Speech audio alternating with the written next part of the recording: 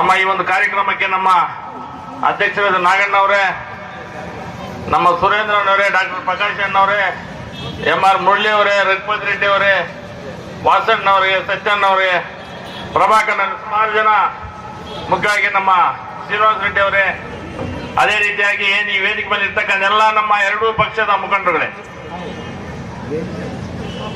ಏನು ಈ ಸಂದರ್ಭದಲ್ಲಿ ಹೇಳಿಕ್ ಬಯಸ್ತೀನಿ, ನಮ್ಮ ಮುಸ್ಲಿಂ ತಾಯಂದ್ರು ಸುಮಾರು ಜನ ಬಂದಿದ್ದಾರೆ, ಇಲ್ಲಿ ನೋಡ್ತಾ ಇದ್ದೀನಿ. ಇವತ್ತಿನ ಸಭೆಯಲ್ಲಿ ಕುರುಡ್ಮಲೆಯಲ್ಲೂ ಸಹ ಸುಮಾರು 400-500 ಜನ ಮುಸ್ಲಿಂ ತಾಯಂದ್ರು ಹಾಗೂ ಮುಖಂಡರುಗಳು ಅಲ್ಲಿ ಬಂದು ಸೇರಿದ್ರು. ಬಹುಶಃ ಒಂದೇ ಒಂದು ಹೇಳ್ತೀನಿ, 10 ವರ್ಷ ಮೋದಿಯವರು ಅಧಿಕಾರ ನಡೆಸ್ತಿದ್ದಾರೆ. ಯಾವತ್ತಾದ್ರೂ ಅವ್ರ ಬಾಯಿಂದ ಮುಸಲ್ಮಾನ್ ಬಾಂಧವರ ಬಗ್ಗೆ ಕೀಳಾಗಿ ಏನಾದ್ರು ಯಾವತ್ತಾದ್ರೂ ಮಾತಾಡಿದಾರ? ಸುಮ್ಮನೆ ಇಲ್ಲ ಸಲ್ಲದೆಲ್ಲ ಕೋಮು ಗಲಭೆ ಮಾಡಿಸಿ, ಕೋಮು ಗಲಭೆ ಈ ದೇಶದಲ್ಲಿ ಮಾಡಿದ್ದು ಯಾರು ಅಂತಂದ್ರೆ ಕಾಂಗ್ರೆಸ್ನವರು. ಬಾಬ್ರಿ ಮಸೀದಿ ಬಗ್ಗೆ ಯಾರಿಗೂ, బాబ్రీ మసీదు అనేది ఒక వాతావరణం సృష్టి అయ్యే ఉండలే. అది ఓపెన్ చేయని మహానుభావుడు రాజీవ్ గాంధీ వాడు బీగం తీసినప్పుడు సుమారు జనాలు అర్థమైపోయింది. మన పివి నరసింహరావు వాళ్ళు వచ్చి ఆ బాబ్రీ మసీద్ని దబ్బించేసి,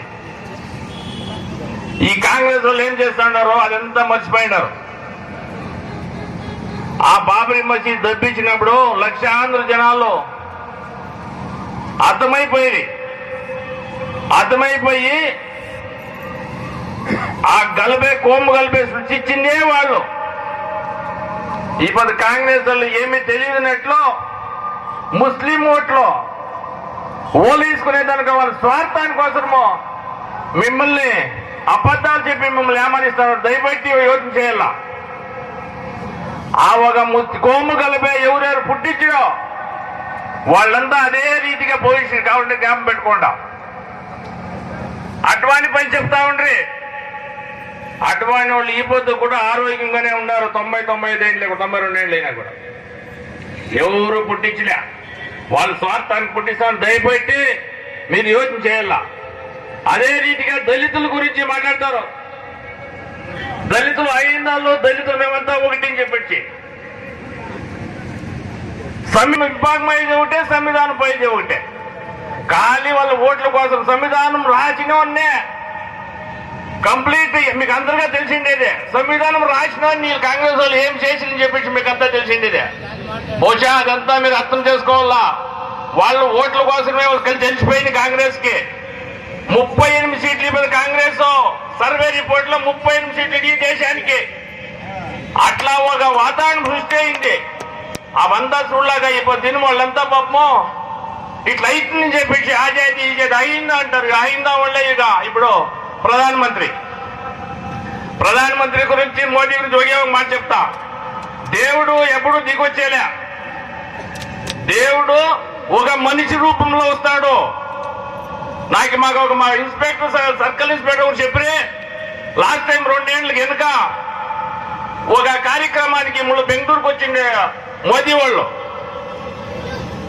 ఆ ఒక వచ్చే జాగాలో ఇన్స్పెక్టర్ పెట్టిండే సుమారు జనము పోలీస్ ఆఫీసర్స్ ఉండేంట.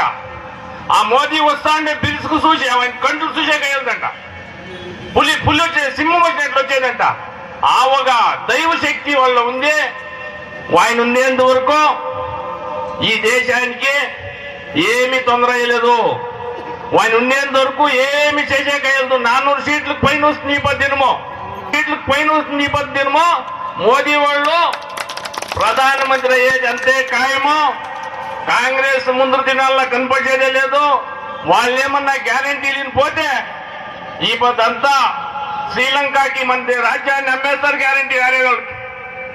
మనం అదే రీతిగా ఏమన్నా మన దేశానికి మనం ఏమన్నా కాంగ్రెస్ ఓటిస్తే మన దేశాన్ని కూడా అమ్మేస్తారు. దయపెట్టి ఈ సందర్భంలో చెప్తా ఉన్నాను, ఏమారద్దండి. ఆడవాళ్ళని ఏమారిస్తారు కాంగ్రెస్ వాళ్ళు. ఎవరు సొమ్ము ఇస్తా ఉండే గ్యారంటీలు అంతమందే అది తీసుకుంటారు, ఇది ఇస్తారు. ఆ దయపెట్టి ఏమి ఈ సందర్భంలో మీకు అందరికీ చెప్తా ఉన్నాను, దయపెట్టి మీరంతా మల్లేష్ బాబు చాలా మంచి మనిషి, చాలా మంచి మనిషి. రెండో గుర్తు కుసుమోపు గుర్తు. దయపెట్టి మీరంతా ఓటు చేసి మన మల్లేష్ బాబుని గెలిపించాలని చెప్పి ఈ సందర్భంలో కోరుకుంటా మీకు అందరికీ మాట్లాడే అవకాశం మీకు అందరికీ అందిస్తా. నా మాటలు ముగిస్తాను. జై జై కర్ణాటక.